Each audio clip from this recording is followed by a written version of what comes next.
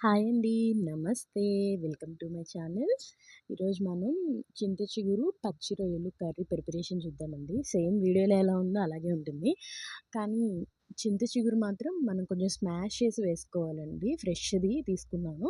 బాగా స్మాష్ చేస్తే ఈనెలు ఈనెలు వచ్చేస్తాయనమాట. ఈనెల్ని సెపరేట్ చేసి ఓన్లీ ఆకు మాత్రమే బాగా స్మాష్ చేయాలనమాట. అప్పుడే దాంట్లోంచి పులుపు దిగుతుంది రొయ్యల్లోకి. రొయ్యలు మాత్రం మంచి క్లీన్ చేసుకోవాలండి. రొయ్యల క్లీనింగ్‌లో ఒక విషయం చెప్తానండి. మన అమ్మమ్మలు, నానమ్మలు పాతకాలంలో రొయ్యల పైన నరాన్ని అదే బ్లాక్ కలర్ వెయిన్ ఉంటుంది గదండీ! అది తీసేవాళ్ళు గాదు. కానీ ఇప్పుడు మనం ఖచ్చితంగా తీయాలని జెప్పి అదొక పెద్ద కాంట్రవర్సీ అయింది.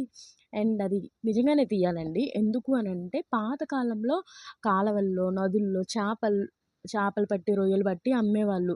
ఇలా చెరువుల్లో పండించడం అలా లేదు. కానీ ఇప్పుడు ప్రతి చోట అక్వేరియంలోనూ, తర్వాత చెరువుల్లోనూ అవి పండించినవే గదండీ మనం ఎక్కువ యూజ్ చేస్తున్నాము. అందుకని వాటి పెట్టే ఫుడ్ వల్ల అవి తిన్న వేస్ట్ అంతా వెయిన్‌లోకెళ్తుందనమాట. అందుకని మనం అది తీసుకోకూడదు.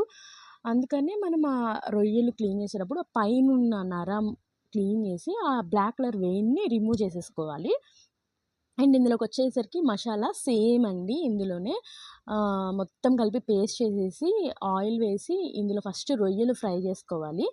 ఆ తర్వాత మసాలా వేసుకొని మసాలాతో కలుపుకోవాలి. ఎందుకంటే ఫస్ట్ రొయ్యలంటే కొంచెం బాయిల్ చేసిన తర్వాత రొయ్యలైనా కొంచెం నీసు వాసన వస్తాయనమాట. అందుకని మనం ఆయిల్‌లో ఫ్రై చేసుకుంటే ఆ స్మెల్ అనేది పోతుంది. దీనికి కొంచెం కారం ఎక్కువ పడుతుందండి. నేను 4 స్పూన్స్ దాకా వేశాను. ఎందుకంటే చింత చిగురులో ఫుల్ పులుపుంది. నేను ఆల్రెడీ టేస్ట్ చేసి చూసాను. చింత చిగురు మాత్రం లాస్ట్‌కి అంతా ఉడికిన తర్వాత పైన వేసుకొని